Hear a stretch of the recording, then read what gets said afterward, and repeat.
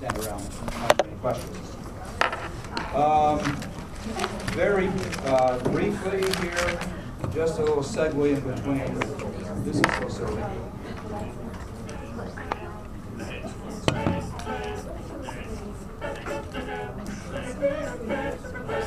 All the sound you hear is just him.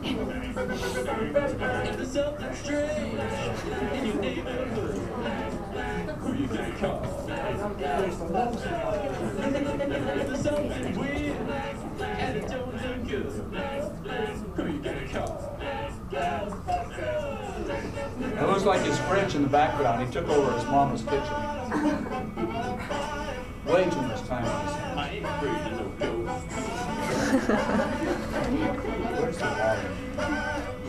I ain't afraid of no ghosts. Yeah, she's all up.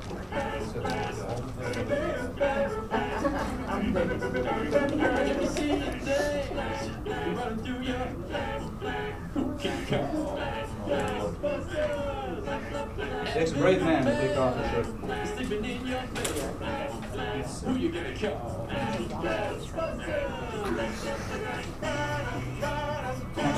Jealous, I'd like to do something like that. Professor Rat, I ain't afraid of no ghosts.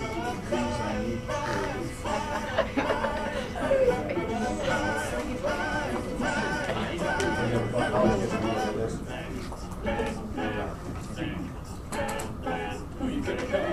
Yeah. Has he done his drum solo already? Oh, that's just pitiful. Where's his drum solo? I ain't afraid of no ghosts.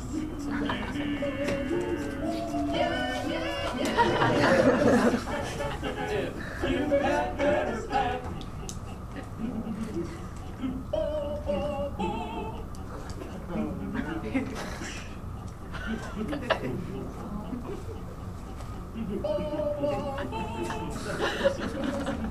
But it makes me feel good. All right. If you're ever curious and you just have time to kill, what you Google is multi-track. Multi-track. Oh, there's some gorgeous things out there, and there's some rude things out there, and there's some just pitiful things out there. But yeah, I'd like to do that. And he's done a number of other things, and there's some real great stuff out there and stuff you should never go. Lux, well, anyway, forget that. Go away. Let's go back to work. All right. Last time. That song's gonna be stuck in my head now. Been working on the ovaries and what they do. We talked about their attachment, how they're kept in place, and have dealt with the fact that there are primordial follicles that are enlarged by follicle-stimulating hormone to form these vesicular ovarian follicles, and these produce estrogen, and time ran out on us as we were going down a list of the secondary sexual characteristics, and there's the list. So, and I think we finished up with the thicker layer of subcutaneous fat, which what it really does is kind of hide the tendons and the joints, the ligaments, and as we mentioned before, when we talked about muscle builders, or that might have been in my 121. If you look at a female bodybuilder who is able to show off her quadriceps and all those things like that, and she's wearing a bikini top for no reason that is obvious, because she's had to really cut down that excess subcutaneous fat, and we'll assume that they're not pumping any testosterone in their body or an androgen in order to achieve that. You might admire what they have done as achieving a goal of personal fitness there. But you ask the guys, is that, whoa, I want to get her phone number, and probably not, because that's not, we have deeper layer of instincts. Can you stop being human for just a minute? No, nobody in here be human for just a minute. Talking about the breasts, why in the world would a couple of fat pads on the chest of a female have any attraction for the male? What good is it? Nothing, And yet we sell automobiles, we sell soap, things like that. Moving on. Okay, now you can be human. And we have trouble divorcing ourselves from our primal ancestor. Now, we have these vesicular ovarian follicles, and of course, they're something you'll get a good look at in lab on the Green Book. And what they're designed to do is to ovulate. Here, nice, almost medical type drawing of an ovary. And we see here ovulation. And ovulation results in the discharge of secondary oocyte. What causes that? Well, you are liable for that on the exam. Remember, FSH is what makes the Graafian follicle form. Vesicular ovarian follicle. You know, the one thing I regret about changing the name from Graafian follicle is that there was a song and a dance that helped you remember how to spell Graafian. But G-R-A-A-F-I-A-N spells Graafian. You dance vesicular ovarian follicle, okay? I don't want to see that. I need a multi-track on that. Yeah, I did. With a drum solo. Anyway, we needed that to lighten the mood. The news out there was just too grim, so it's always good to smile a little. There is luteinizing hormone, which you should always already know, that causes ovulation.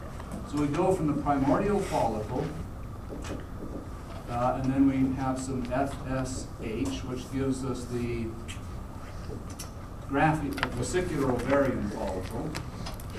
Vesicular ovarian follicle. And then remember, it's luteinizing hormone that does two things. And you got to know this because we're putting it up here again. So you need to know this for the quiz and for the final. Luteinizing hormone that causes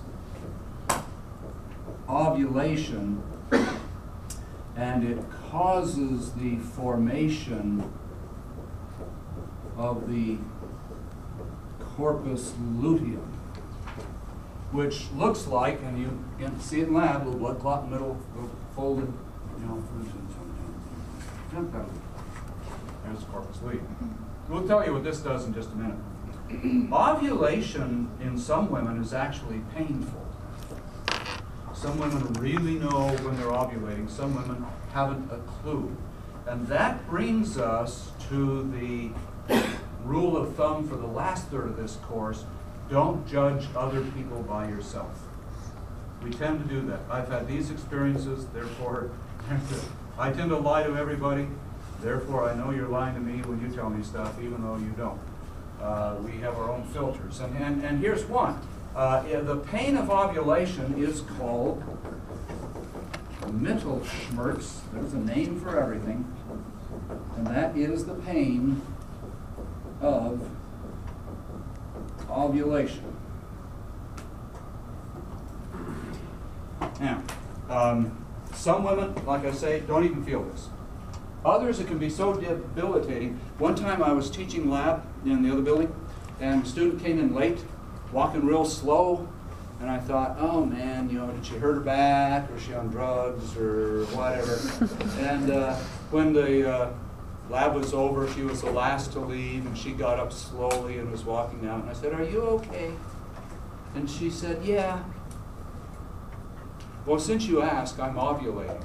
And I said, oh, Mittelschmerz. She said, yes. I sat outside the lab for 5 minutes trying to get up courage to walk in. And it hurts to walk. Now, that sort of a woman, what if you're the supervisor, guys and ladies, and she phones in and says, I can't make it in today, I'm ovulating.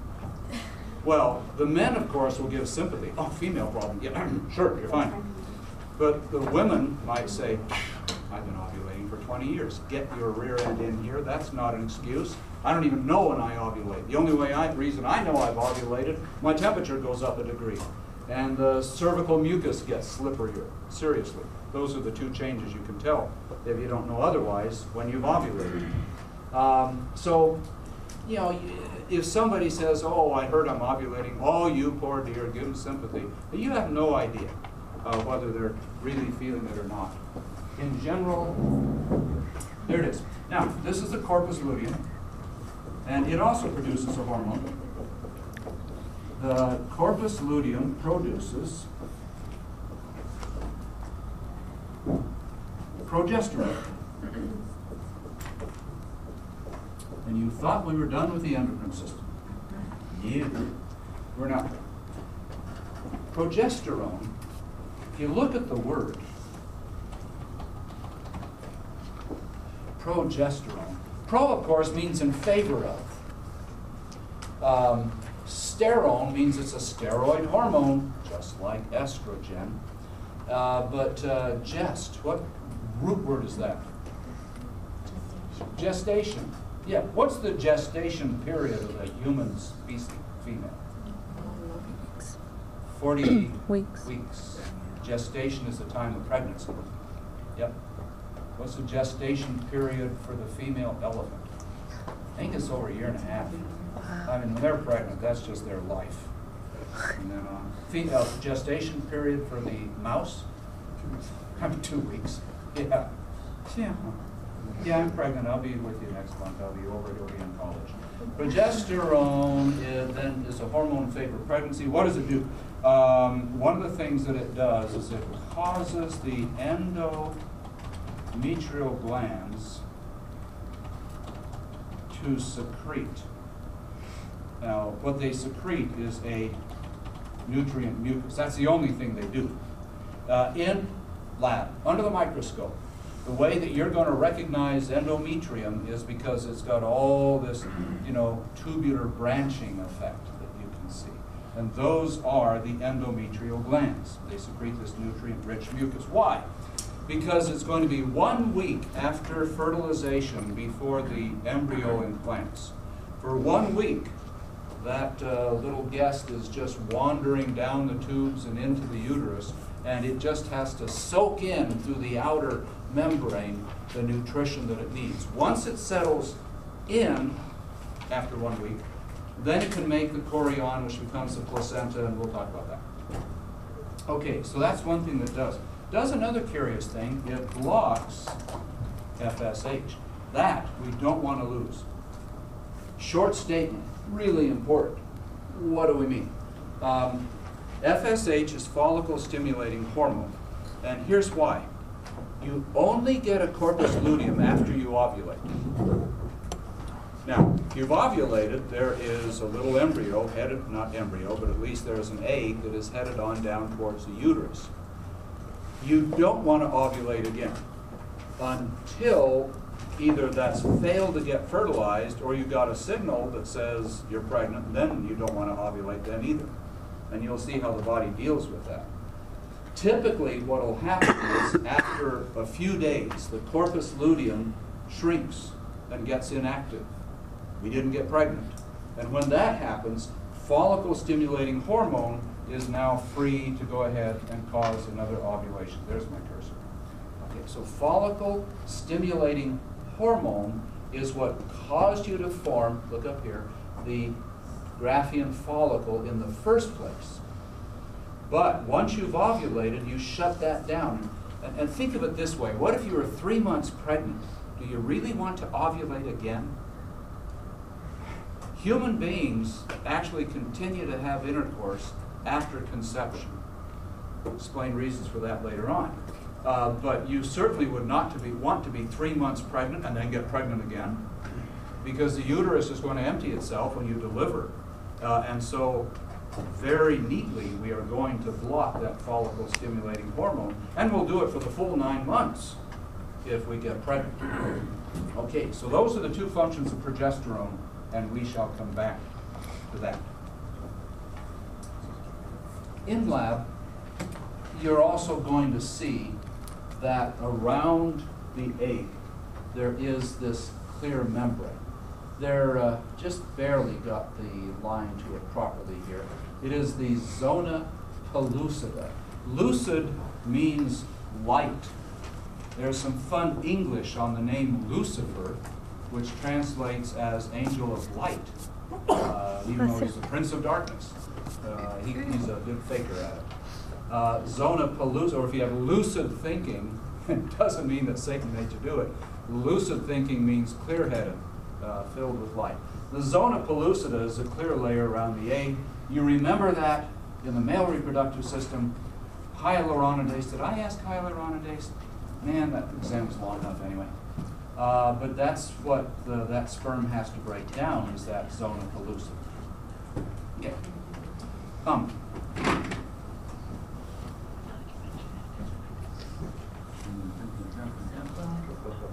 Let's continue on with our anatomy.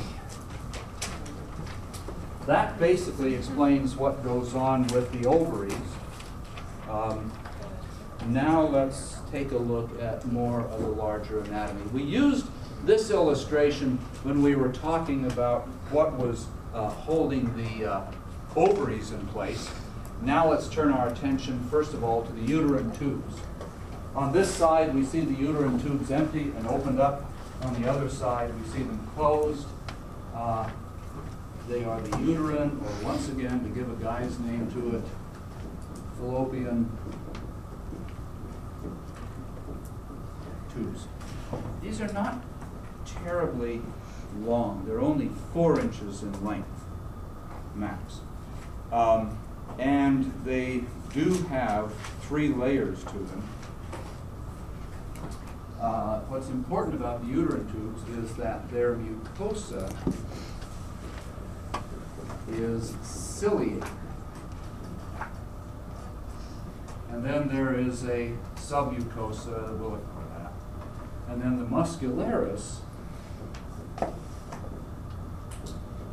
has 2 layers to it. All right, you know enough now. Anytime you see a tube with 2 layers to it, what action is taking place? Peristalsis. So, name for me the 2 methods by which the egg travels down to the uterus once it's ovulated. Cilia and peristalsis. Cilia, peristalsis. There you go. The egg has no means of transportation. It requires the kindness of others. And actually, it turns out that the cilia extends all the way out here to these little fimbriae, which I'm not going to bother to write the name on it. That's these little parts here that finger-like, but when we say finger-like, that immediately gives you the false idea, because they do not catch the egg. You know, the sound of one hand clapping. They do not catch the egg.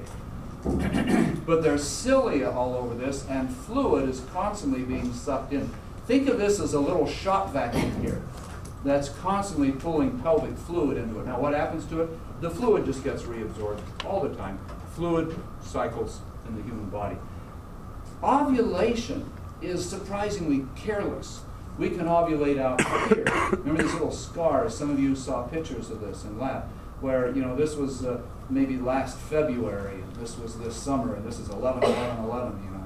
In honor of Veterans Day, you ovulated in that direction.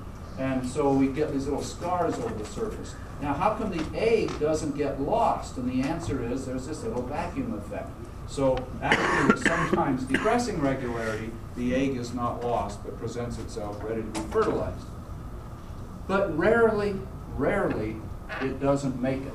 And equally rarely, the sperm manage to find it outside of the uterus. And then the sort of pregnancy you have is not good. It's called an ectopic pregnancy. There is a subset in which the egg is simply terribly late, it gets fertilized, and it decides to implant in the tubes themselves. That's known as a tubal pregnancy. It is still considered ectopic. Anything outside of the uterine cavity is an ectopic pregnancy. But it is a tubal pregnancy. And of course, if the woman wants to get pregnant, you know, there's all the signs. The home pregnancy test kit is there, the other changes that occur. We may talk about that later. And but then there's pain that occurs real soon, because those tubes do not have room, not designed to stretch, and then you have to have intervention. How about an ectopic pregnancy? It could be that that little developing embryo settles down on one of the peritoneal membranes. It may have enough blood supply to survive for a period of time, but you know absolutely it can never get born. It's not down in the uterine cavity. It can't pass through the cervix and the birth canal. And so I go back a couple hundred years. And from then, all the previous thousands of years in which women became pregnant, and they were excited, and the belly got bigger, and then the pains just increased, and either the fetus died because it didn't have enough circulation, in which case they kept that swollen belly for the rest of their lives. And the little embryo might calcify in place, and you get this weird term called a stone baby, which means that, you know, it's been there for a long time, it's been calcified and such. And I have not heard of a woman with an ectopic pregnancy successfully having a cesarean, if you can even apply that to something that doesn't involve the uterus, but successfully having the baby delivered that way. It's just usually a disaster. Anybody know anybody that ever had an ectopic pregnancy?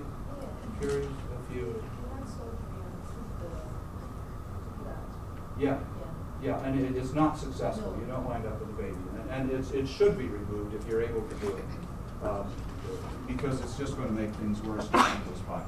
Well, again, fortunately, extremely rare. And, you know, one of the reasons, why is it extremely rare? And the answer is because it can't perpetuate itself.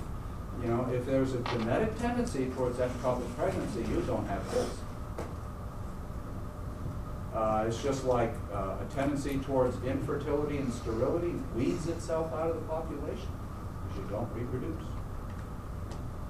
My brain just ran across this little saying that insanity is, you know, genetic. You get it from your kids. It's the opposite direction. Okay, but normally what happens is the egg heads on down the fallopian tubes, and you do remember that they are highly folded inside.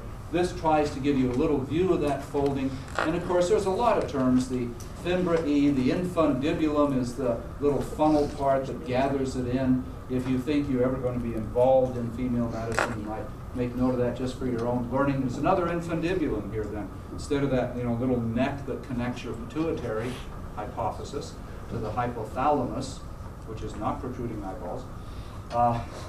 Anyway, so there's an infundibulum, ampulla, isthmus, a lot of different segments, but we just call it the uterine tubes. So that leads us then to the uterus itself. Now I'm going to sketch a little uterus just so I can put some labels on it. That's the way it should look.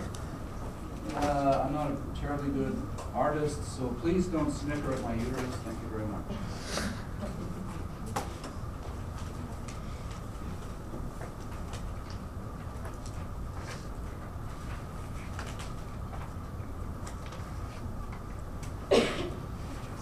Actually, that's one of my better uteruses. I'm proud of that. Put that on the fridge. Okay, let's label some parts to this. Of course, we got the uterine tube, so we're not going to label that. Dome up here, and I know it's kind of tilted. It's parallax is what that's called. This is the fundus. This portion here, of course, is called the body. And you recall the three layers.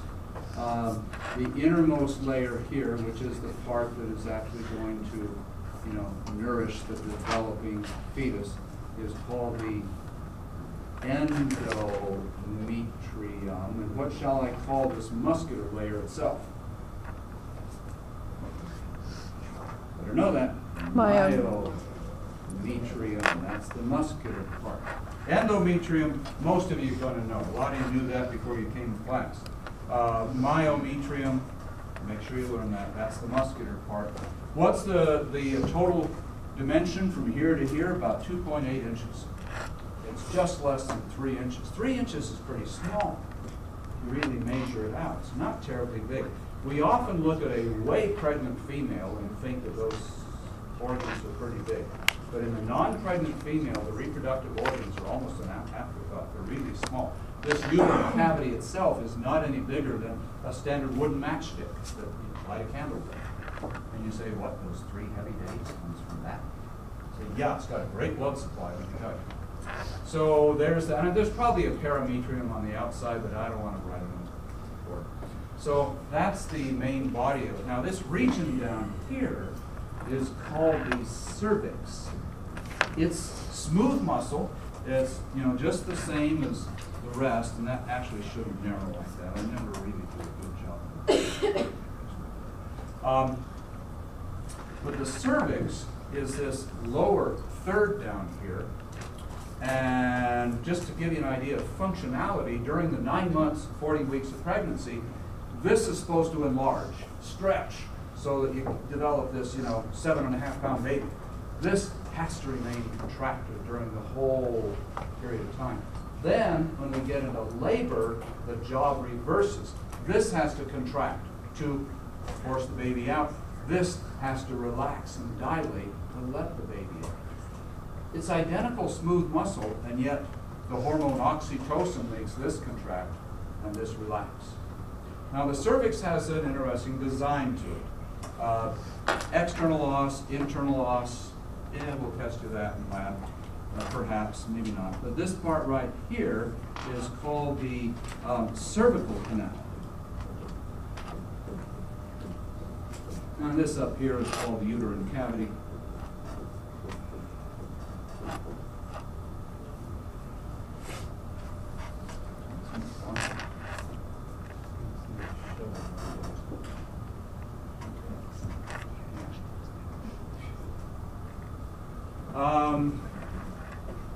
Cervical canal.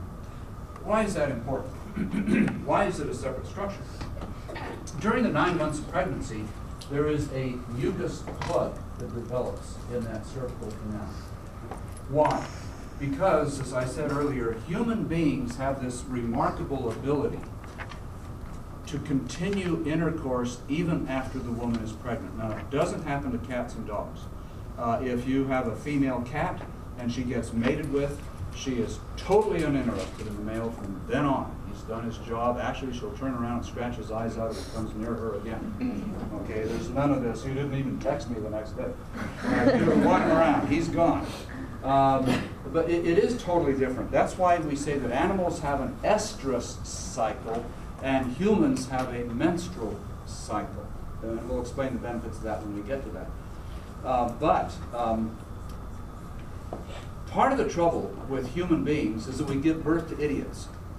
We have these cute, we love these little babies, but man, the best thing that they can manage to do is wee-wee and poop in their little diapers.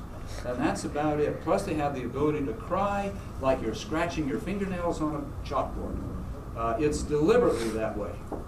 A newborn baby's cry has got to be one of the most irritating things on the planet, and it's supposed to be. What if the cry of a newborn hungry baby was melodic and helped put you to sleep? Mama, I want my dinner. Oh, please, pinch him again. I want to sleep. So it's got to get some response. Now, the trouble is when we are it's not civilized. What is it when you raise people improperly? Maladjusted, malconditioned. Not getting the right word. But anyway, where we wind up responding with violence instead of with nurturing like we're supposed to do. And some people are just not properly civilized, and you get the shaken baby syndrome because they don't know how to handle it. They take it personal, which they shouldn't. Anyway, to continue on, we give birth to babies that need a desperate amount of help constantly. And because of their being helpless, it pays to have him around to protect us, especially if we're 9 months pregnant and we have trouble running across the field from a saber-toothed tiger. And so the fact that we can continue sexual intercourse even after conception is a survival advantage for the human species. It's true of some of the anthropoid apes, but not all of the primates. Not true of all of them. And some animals pair for life, and some animals, like the cat, they absolutely do not. Two neutered cats may become friends, but it's not a pair bonding. No such thing exists in that animal. And as a matter of fact, if a male cat comes in the area and the female has kittens, what will the male cat tend to do? Kill the kittens. Why? Because DNA is selfish. If you kill those kittens, the female goes into heat. She'll get pregnant because of the male cat that moves in the area. I wasn't going to say me. She'll get pregnant because of that male cat, and that perpetuates his DNA. So cruel as it may sound, it actually selects for males that will get rid of, if she runs across a female, get rid of her kittens, let her go back into heat again, and then fertilize it. So don't look at the animals and then make any comparisons about human love life. It just does not compare. If it did, If your daughter was in heat and he shows up to take her to the prom and say, I'm sorry, she's chained in the basement. She'll, about 2 more days, and I think you can have her, and you can take her for the weekend, because trust me, she won't care. She's not going to be interested, and neither will you. So we don't have that. So we have to deal with that. That makes for a lot of great TV shows. Okay, so that's the whole deal. All of this was to explain why we have this cervical canal. Sadly, the cervical canal is a place where, let me finish the anatomy here. And down here we have the vagina. Go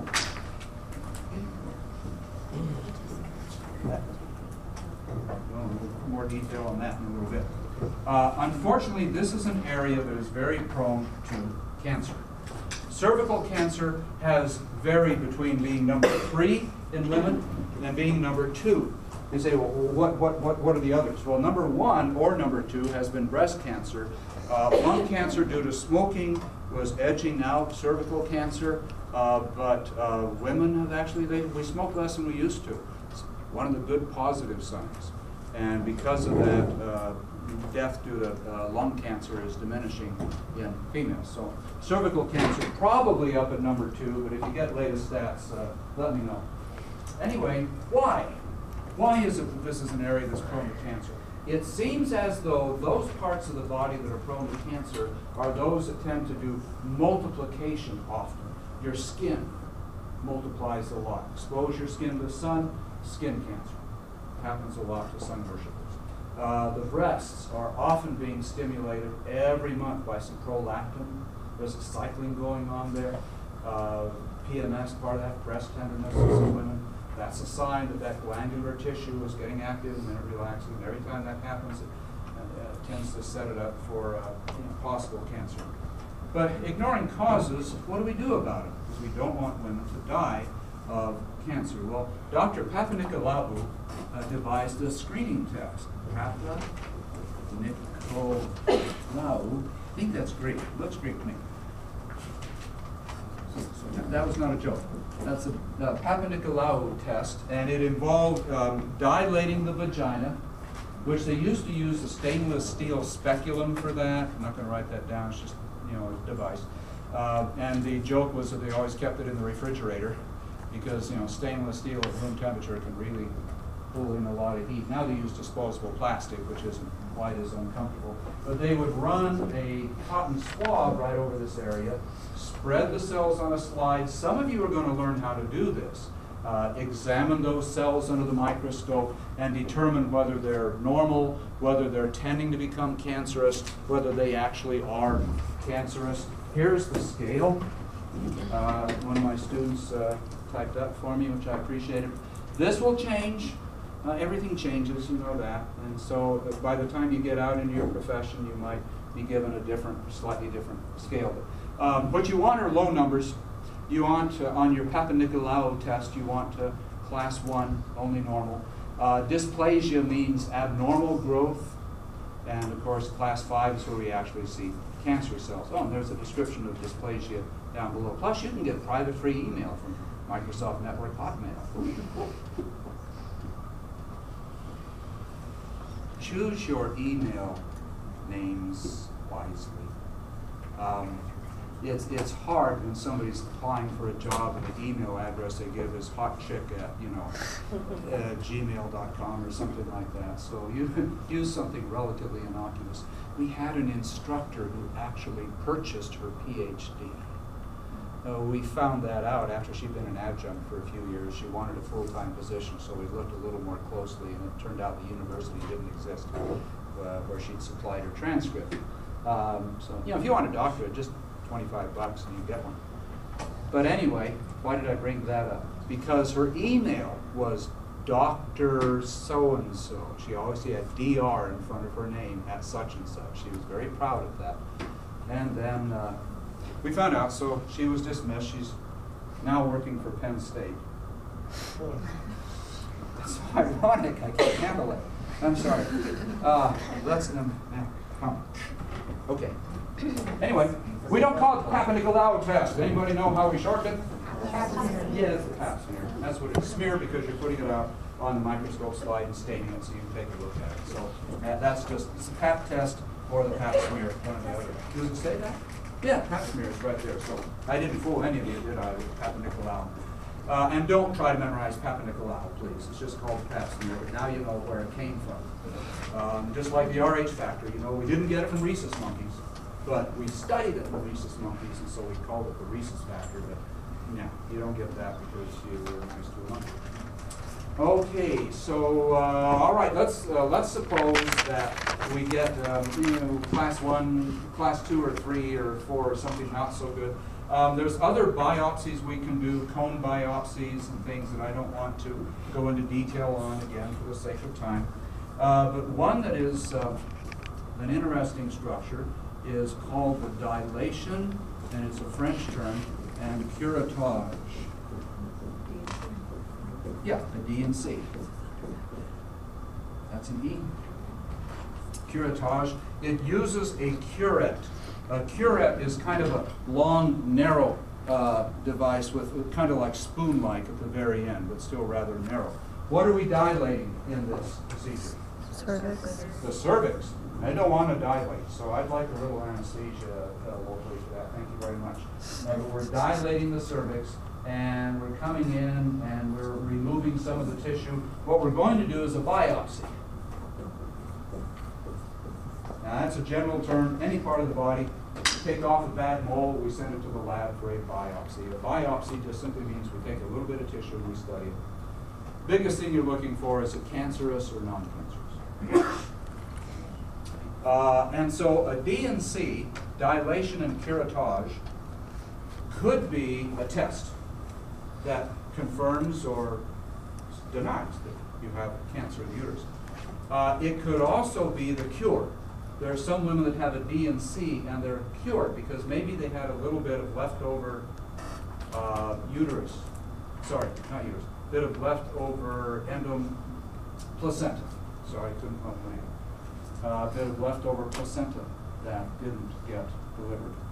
Or a fibroid cyst, which can sometimes happen. So a woman has a D&C and that condition is gone, she's cured. So please, this is just a procedure.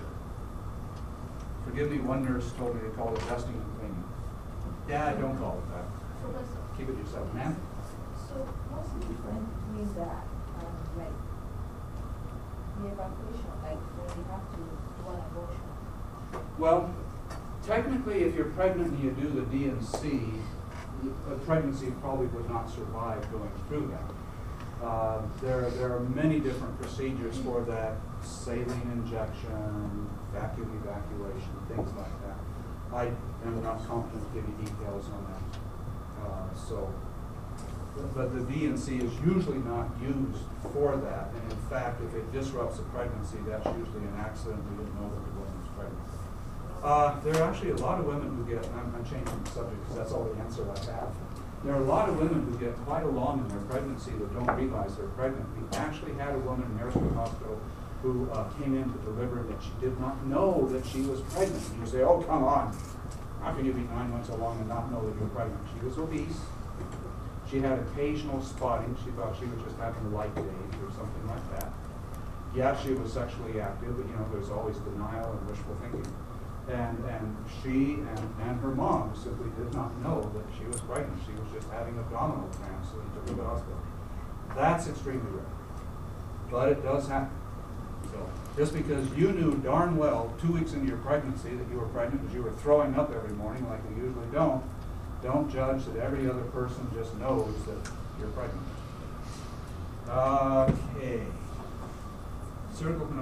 Then the last thing that we need to talk about this, then supposing, heaven forbid, that we actually do have cancer of the uterus, what procedure would pretty much ensure the woman's lifespan? Hysterectomy. Hysterectomy. Now, hysterectomy is the removal of the uterus. Removal of the uterus. Ectomy, of course, is removal. Appendectomy. Hyster is the root word for uterus. But boy, can you see some chauvinistic terms coming out of that. What word are you thinking of? Hysterical. Hysteria or hysterical. Hysteria, do not confuse hysteria with panic. But really, it does mean that the person is getting uteracy. Please forgive me for these comments, but this is the history behind that. What's the difference between hysterical and panic? See, running down the hallway screaming because the building is on fire could be the smartest thing you could do. You know, you get help and you get out of the dangerous situation. Don't confuse panic for hysteria. Hysteria is when the room is burning down and you're just sitting there, staring because you've disconnected from reality. You want to see that? You see the third movie of the Pirates of the Caribbean. Is that the one that had the guy with the lobster face and so on like that? And that's the one where Orlando Bloom gets his heart cut out at the end. I'm not giving anything away. Those of you who've seen it have already shed your tears for poor Orlando Bloom. But the evil English captain is caught between two ships that are firing cannon. And he's standing up there and he says, "What are your orders, Captain? What are your orders?" And he's just staring straight ahead and says, "It was all just business." And then he walks down the steps and the stairs are being obliterated behind him. Every step he takes, the railing explodes as cannonballs fly back and forth. And then he gets down at the bottom and his eyes gets large and kaboom. We don't see him blown to bits, but we know that's pretty much what happens. That is hysteria. Panic would be said, "Yeah, you're all on your own." He dives overboard, he survives. That's the difference. Now, can men get hysterical without benefit of uterus? Everybody say yes. Yeah, of course we can, certainly. But that sort of activity, chauvinistically, was named for you. And if you go back to the 1950 black or white movies, you'll see that. Here comes the giant, poorly rendered spider over the hill. What does the man do? He grabs the gun and he fights until he's killed. What does the woman do? Oh, she's running away and she trips on her high heels and lays there screaming. You ever seen the old mummy movies where the mummies are kind of going like this? Anybody who can't run away from a mummy that's approaching you like this just deserves whatever that mummy's going to do. Hysteria. So chauvinistically, you know when that had changed? Sigourney Weaver named the movie Aliens, where she strapped those two guns together and went down. That was inspiring. If you haven't seen the movie Aliens, it'll scare the heck out of you. So don't show it to your kids. So that was when the image of the female began to change. Anyway, we do a similar thing for men. There is a behavior in men which they tend to fight a lot. The term pissing contest, I would never say that out loud. So I'm not going to use that term. But there's a safe term and there's an unsafe term for that sort of behavior. So when men start behaving like that, we say it's based on male anatomy. Wow. No, that's the term I don't want you to use. Okay. You know, the euphemism for penis used to be rooster, and nobody was bothered by that. Now I can't even say it because I feel like I'm speaking street language.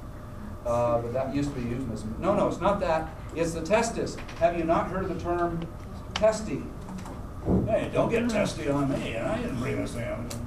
And that's the term, because if you have a horse that you want to gentle down, what do? Castration.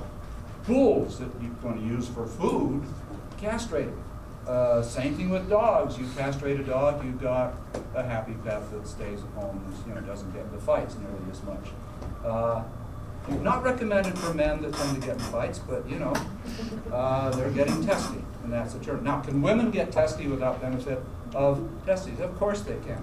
We sometimes use the term rhymes with witchy, but I'm just getting myself in trouble right now. It's a good thing you love me right behind here. All right. Anyway, so that's all of this was based on this concept. Hysterectomy. Don't judge other people by yourselves. One woman, when she recovers, she's pleased. Her cancer is gone. She'll have a normal lifespan. She'll see her kids graduate. She can have unprotected sex. She's not going to get pregnant anymore. The vagina is still there. Intercourse still works. Orgasms still operate. She doesn't have to worry about that. On the other hand, the woman next to her is sobbing because she had a hysterectomy. What's she concerned about? Well, she's not going to have any children. Maybe she wasn't done having children, or she hadn't had her first child yet. She'll use unkind words that we should never use. She'll say, I've been neutered. Well, no, you're not. You're still feminine. You're still a woman. You know, the uterus is gone, but, you know, you're still a woman. And then the other thing, and some of you will not believe this, there are women who miss the menstrual cycle. For them, it was a mark of maturity. They were proud of it when the cycle began. And now it's gone. And, you know, she may not be able to say why she's crying, but you might have had this experience, ladies, of having a hysterectomy. You say, oh, what are you crying about? You know, you should be happy. Well, there is no should. Even the woman herself will not know how she's going to respond when she has a hysterectomy. Fortunately, we know how to do this, and there are hundreds of thousands of women who've had their lives saved by this procedure of hysterectomy. This is controversial. There are some doctors who will remove the uterus at the drop of a hat. You're having dysmenorrhea, painful menstruation, we'll get to that term. If we remove the uterus, then there's no longer a problem. Fibroid cysts, remove the uterus, you know. It's too quick of a cure-all, and it is invasive surgery. This was actually probably the first procedure where we really pushed get a second opinion. Where the doctor says, oh, yeah, you got fibroid cysts, we'll do a hysterectomy, you know, you'll be fine. And you say, okay, thank you, let's not schedule it. You go to your friends and say, who do you recommend? Oh, doctor, you know, XYZ is really great. And you go to her or him, and they say, you know, we can treat that. You don't have to have a big operation, D and C, and you'll be fine. And then you go to the first doctor and you say, can you transfer my records over to Dr. XYZ? Why? I'm going to be going to them. See, we don't want to do that. You know the biggest reason why we don't change doctors? We don't want to hurt their feelings. It's really true. I don't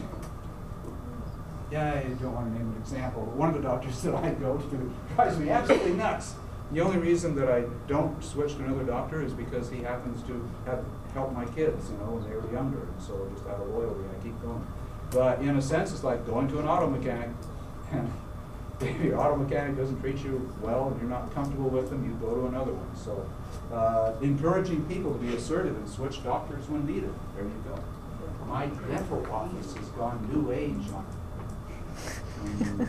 on the verge of switching, but I'll say no more about that. Okay, now there is a region right here, a little trough, this last item. And this little trough right here is known as the, help me because I just blanked. The good old fornix, thank you. There we are. I'm already out the door going to proctor my wife's exam. That's the fornix, that trough. Last thing I want to say about that is the uterus, the cervix protrudes slightly into the vagina. And there's a little trough right here. That actually provides some neat surgical access where you don't leave scars. If you want to get into the pelvis and tie off some tubes, you can also go into the belly button and do the same thing there. But that's there's a birth control device called a diaphragm that fits in the fornix right there. It doesn't have a function, it's just an anatomical structure. All right, you be gone. I see this on